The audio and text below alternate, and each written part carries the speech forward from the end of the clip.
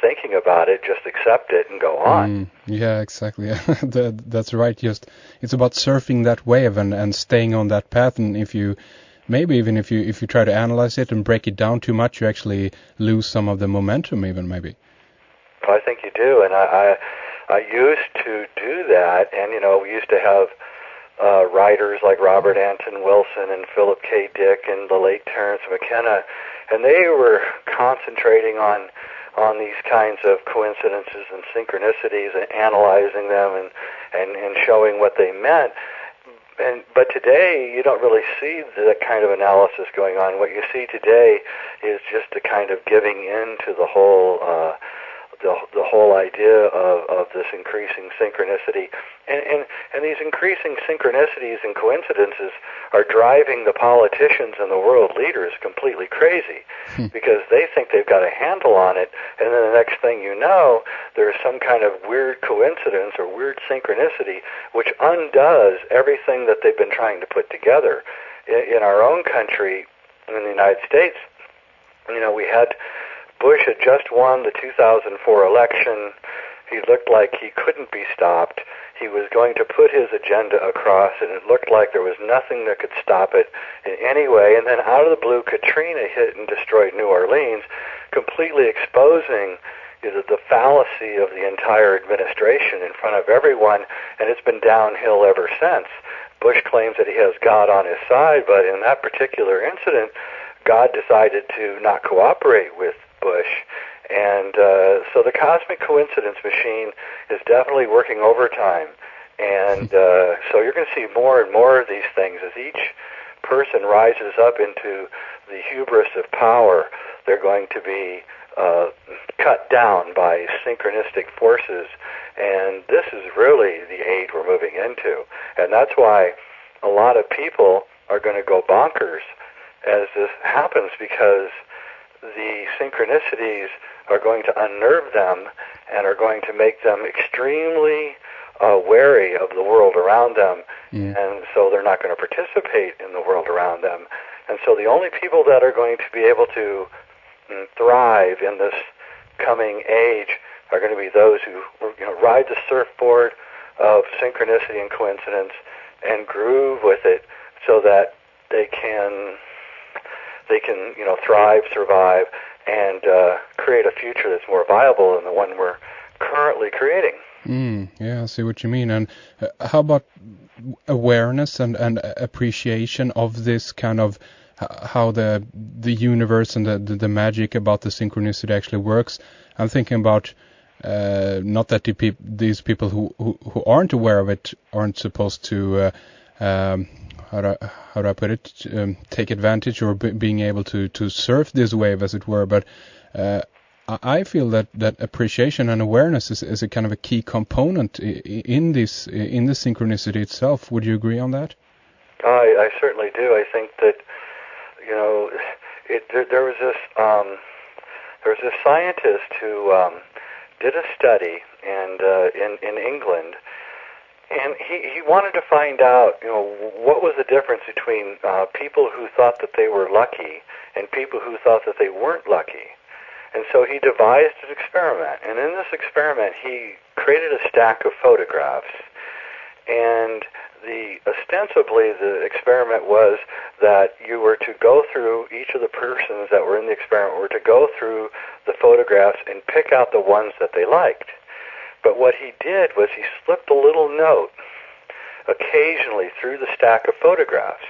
And the little note said, if you read this note, please tell the interviewer, and you will receive $50. And so he put this note inside the stack of photographs, and then he asked the lucky people to look through the photographs, and then he asked the unlucky people to look through the photographs.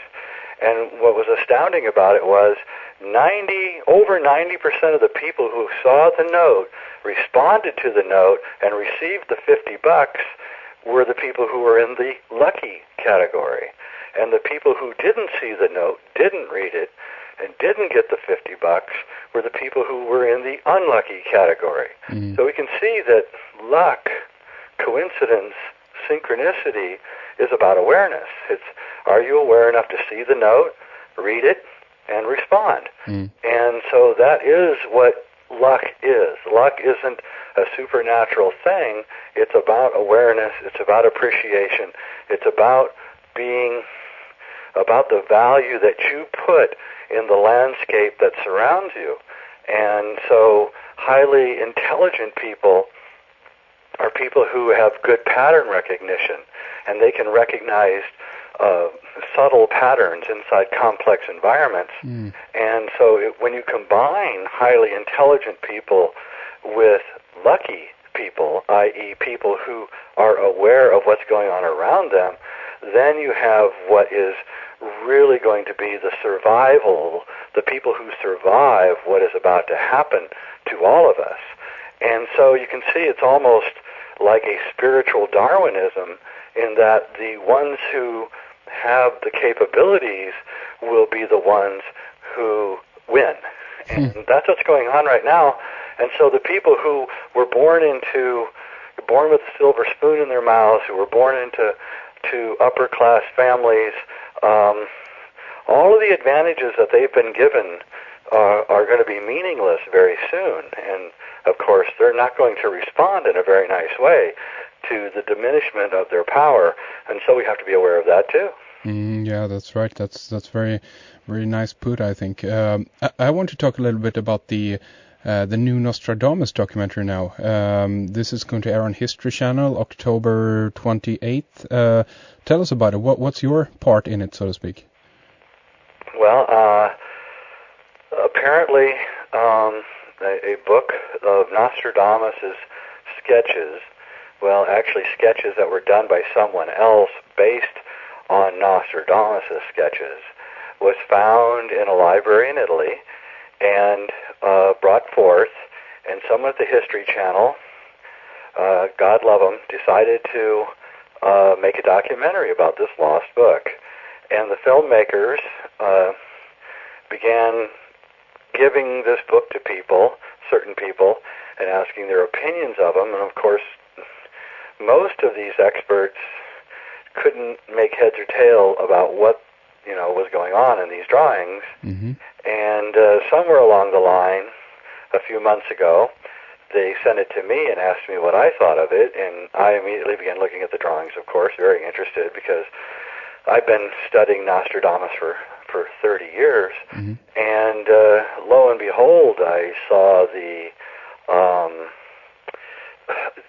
in some ways, more important than his quatrains, because it was a visual description of the end of our age, using astrology, constellations, and certain other drawings to show symbolically what he thought would happen, and the dangers and the hope that Nostradamus had for this particular time period. And so I responded very enthusiastically to this book, and they immediately flew me out to New York, and we did a 7 hours of interviews, and I guess I'm the main featured guest in this documentary, which is going to be aired on October 28th. Mm. And I haven't seen it yet, so I don't know. Hopefully I don't like a crazy person. I'm not in complete trust of the straight media. Yeah, exactly. So I don't know what it's going to be, but I know that if they do it the way I would do it, it's going to be an absolutely incredible documentary. Mm. And so it's I'm really looking forward to it. I think it's going to be an adjunct to many of the things that are just now emerging about 2012 and about the emergence of the next age. And I can show, and I do show in the documentary, that Nostradamus was fully aware of the center of the galaxy, the galactic alignment, and the emergence of what would happen now at the end of this age and the beginning of the next age. And Nostradamus symbolically leaves us with a choice. And that choice is he in the drawings, the last two drawings that are really important, he shows us the Book of Life and shows us that in one of the volumes of the Book of Life, we survive and do very well, and in the other volume of the Book of Life, there's nothing on the pages.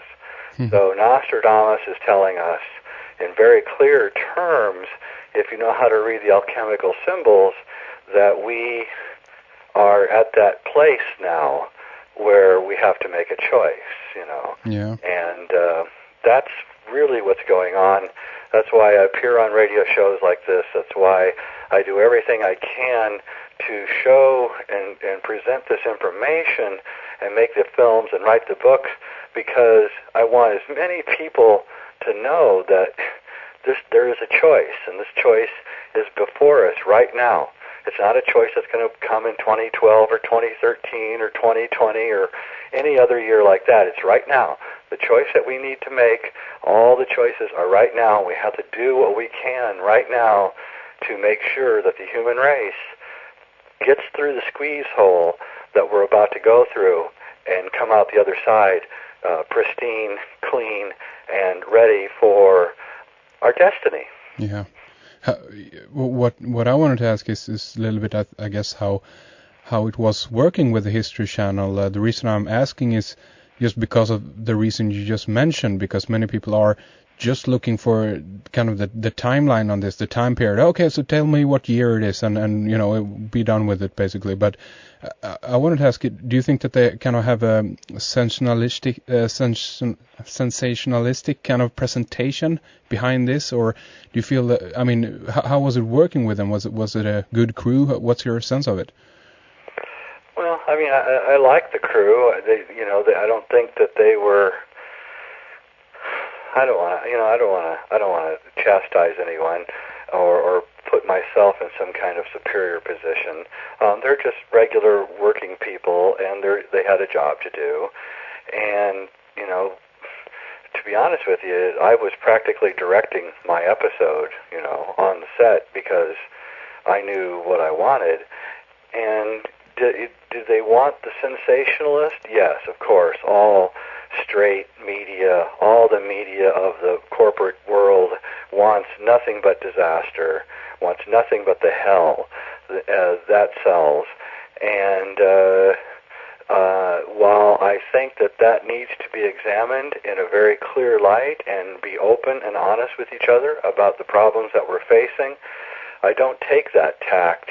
And I hope that they don't edit me so that I come out as some kind of madman advocating that the world is coming to an end, because I clearly don't believe that. Yeah. And now, what I do know is that they ended the show with one of my statements, which was that there's a choice before us, and it's extinction or enlightenment.